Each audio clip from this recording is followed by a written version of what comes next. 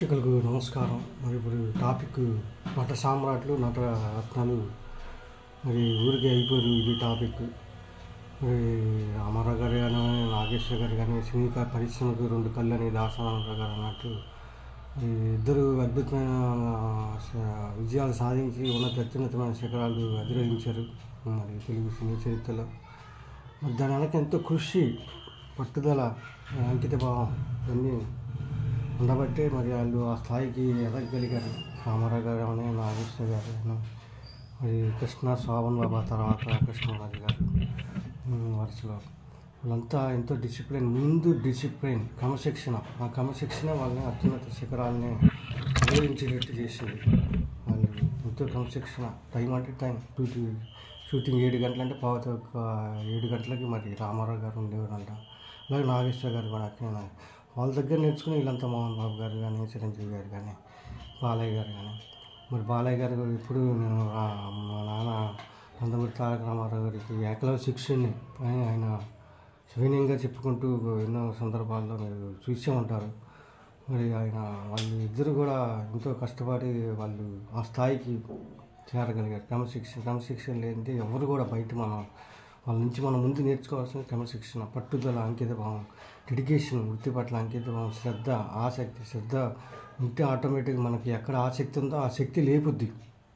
ఆసక్తి అనేది ఉంటే కనుక శక్తి ఆటోమేటిక్గా మనలో శక్తి లేపుద్ది. ఆ శ్రద్ధాశక్తి అంటారు అందుకే పెద్దలు. మరి రామారావు గారు, నాగేశ్వర గారు ముందు డిసిప్లిన్, క్రమశిక్షణ ఉంటేనే మన జీవితంలో పైకి రాగలుగుతాం.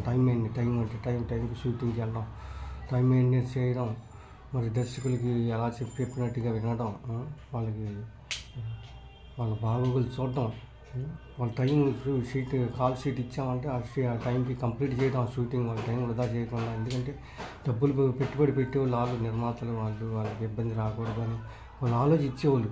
చిన్న దెబ్బలు తగిలినా కూడా ఇప్పుడు మరి వాళ్ళు బెడ్ రెస్ట్లు తీసుకుంటున్నారు. చిన్న దెబ్బలు, పెద్ద దెబ్బలు తగిలినా కూడా వాళ్ళు షూటింగ్ రెడీ అని చెప్పేసి రామారావు గారు మరి ఎద్దుతో పోరాడే సినిమా రామారావు గారికి చెయ్యి ఫ్రాక్చర్ అయింది. ఇంకే సర్దార్ బాపర్ ఇంకే సినిమాలో షూటింగ్ చెయ్యి ఫ్రాక్చర్ అయినా, కాలు ఫ్రాక్చర్ అయినా, ఇంకే చిన్న దెబ్బలు తగిలిన వాళ్ళు మరి దేవదాసు సినిమా తీసుకుంటే మరి నిద్రాహారాలు మాని నాగేశ్వర గారు, శరత్ గారు రాశారు శరత్చంద్ర నవల, అది దేవదాసు.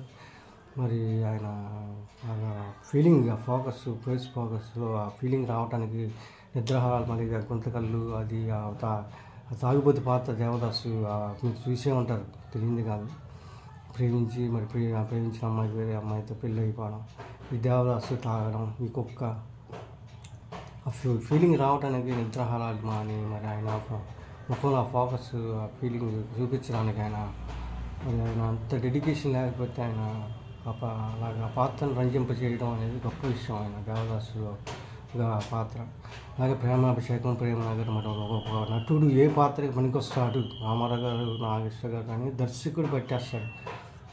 మరి పట్టి వాళ్ళు రామారావు గారు అనగానే ఓ బొబ్బిలి పులిదాసన్ అంటారు, మరి నాగేశ్వర గారు ప్రేమనగర్. ఇలాగా ఎవరికి తగ్గట్టుగా వాళ్ళ పాత్రలు, వాళ్ళకి ఏ పాత్రకి సూట్ అవుతారు ఆ నటుడు అనేది దర్శకుడు బాగా గెస్ చేయగలుగుతాడు. ఈయన గెస్ చేసి వాళ్ళలో ఉన్న టాలెంట్ని బయటికి చూపిస్తారు ఆడియన్స్కి. మరి క్రమశిక్షణ అనేది మెయిన్ గిట్రాయి. క్రమశిక్షణ అనేది లేనిది జీవితంలో పైకి రాలేము. రామారావు గారు, నాగేశ్వర గారు వీళ్ళిద్దరూ పైకి వచ్చారంటే ముందు క్రమశిక్షణ, డిసిప్లిన్. మరి మనకి పాఠాలు పిల్లలకి బోధించినా ముందు చెప్పే క్రమశిక్షణ ఉండాలి. క్రమశిక్షణ మీరు మెలగాలని పిల్లలకి విద్యాబోధన ఎల్కేజీ మరి పిల్లలకి కానీ, ఫస్ట్ క్లాస్ కానీ పిల్లలకి చెప్పేది టీచర్లు ముందుకు మరి క్రమశిక్షణ గురించి, టైం డిసిప్లిన్, టైంకి వెళ్ళడం, టైంకి షూటింగ్ కానీ లేకపోతే ఇంకేదైనా మన పనులు క్రమశిక్షణ లేకపోతే జీవితంలో పైకి రాలేము. మనం వాళ్ళ దగ్గర నుంచి నేర్చుకోవాల్సింది ఇది. మొత్తం యాతావాత నేను చెప్పొచ్చేది ఏంటంటే క్రమశిక్షణ అనేది ఉండాలి జీవితంలో. అలాగే ఒకసారి టాటా గారు కారులో ప్రయాణిస్తుంటే టాటా గారు కారు ఆగిపోయింది. ఆ కారు పంక్చర్ అయితే ఆ పంక్చర్ స్టెప్ని మారుస్తున్నాడు ఆయన డ్రైవరు. ఈయన కూడా సూట్ విప్పదీసి ఆ కారు కిందకి దిగి ఆ కారు జాకీ మార్చడంలో ఆయన హెల్ప్ చేస్తుంటే, ఎందుకు సార్ మీకు చేయాల్సిన అవసరం ఏముందని అతను అడిగితే పక్కన ఆయన అతను ఆ జాకీ మార్చడానికి 1/2 గంట టైం పట్టుద్ది, నేను హెల్ప్ చేస్తే 8 నిమిషాలు నాకు కలిసి వచ్చింది. మరి అది ఎంత గొప్ప విషయం. టాటా గారు ఇటీవలే పరమపదించారు. మరి ఆయన గొప్ప వ్యాపారవేత్త, మరి హ్యూమనిస్ట్. నలుగురికి హెల్పింగ్ కానీ చాలా మరి సాయం చేశారు ఆయన ఆపదలో. మరి అలాగే టాటా గారి గురించి మనం ఇప్పుడు తెలుసుకున్నాం. క్రమశిక్షణ లేనిదే వాళ్ళు అంత పైకి రాలేరు. ఎవరైనా కూడా టాటా ఆ స్థాయికి వచ్చారంటే మరి బట్టల వ్యాపారిగా, చిన్న బట్టల వ్యాపారిగా బయలుదేరి మరి టాటా ఆ స్థాయికి కోట్లకు పడగలెత్తి మరి ఆ స్థాయికి ఎదిగారంటే మరి వెనకాల ఎంతో క్రమశిక్షణ ఉండబట్టే. అలాగే మహాత్మా గాంధీ గారి బొడ్లో గడియారం మీరు చూసే ఉంటారు. డిసిప్లిన్, టైం మెయింటెనెన్స్ అది ఉండాలి. ఉంటేనే జీవితంలో పైకి వస్తాం. క్రమశిక్షణ, టైం టు టైం, అప్పటికప్పుడు పరుగులు తీయడం, హడావుడి పడడం కాకుండా మీరు టైం మెయింటైన్ చేసుకుంటే ఏ హడావుడి ఏ హైరాణ పడాల్సిన అవసరం ఉండదు. జీవితంలో పైకి రావాలని పొద్దున్నే లెగాలి, మరి ఉదయాన్నే లేచి మరి ప్రార్థన, స్నానం ఆచరించడం, ఎన్ని వాళ్ళు యోగా, మరి పొద్దున్నే రామారావు గారు 2:30 లేచి ఆ డైలాగ్ ప్రాక్టీస్ అవి చేయబట్టి మరి ఆయన దానేశ్వర కన్నా డైలాగులు అవి బాగా పండి సినిమా రక్తి కట్టిద్దారు. అందుకే ఎంత కృషి ఉంది. మరి వాళ్ళవి కూడా అప్పుడప్పుడు చెప్తూ ఉంటాడు. మరి నాన్నగారు పొద్దున్న లేచి షూటింగ్, యోగాసనాలు ఇవి చేసేవారు.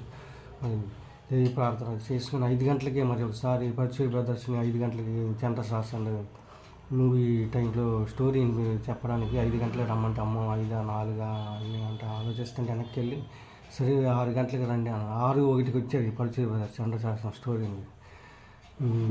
టైం వంక పరచూరి బ్రదర్స్ ఇంకా సీరియస్గా చూసిన రామారావు గారు, నా జీవితంలో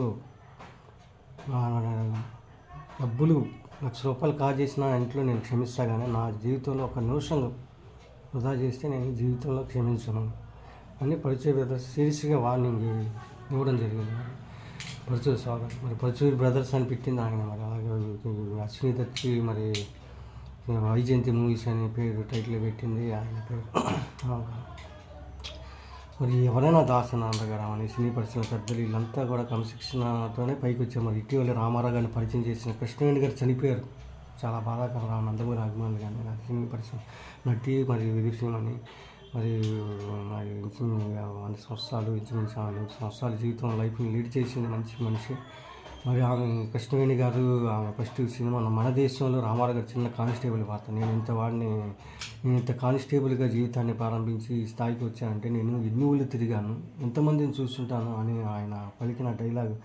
మన దేశం నుంచి ఆయన తెలుగుదేశం దాకా ఎదిగాడు. మరి రామారావు గారి ఆయన ఫస్ట్ పాత్రతో ఆయన తెలుగు తెరకు నన్ను కీర్తి చేసి నందమూరి తారక రామారావు గారిని పరిచయం చేసిన కృష్ణవేణి గారికి లేకపోవడం బాధాకరం. మరి ఆమె చాలా ముందు ఆమెను పరిచయం చేసినందుకు ఆమెకు అభినందనీయురాలు. ఆమె లేనిదే మరి రామారావు గారు మనకి తెలుగు తెరకు పరిచయం అయ్యారు కాదు. గొప్ప నటుడిని పరిచయం చేసింది. అలాగే గొప్ప రాజకీయవేత్తకి కూడా కాలగమనంలో ఆయన ఎదిగాడు మన దేశం తెలుగుదేశం దాకా. ఇది తీసుకున్న పవిత్ర ఆత్మకు శాంతి చేకూరాలని కోరుకుంటూ ఈ వీడియో అంతటితో తీసుకుంటూ ధన్యవాదాలు. నచ్చితే లైక్ చేయండి, షేర్ చేయండి, కామెంట్ చేయండి. Thank you.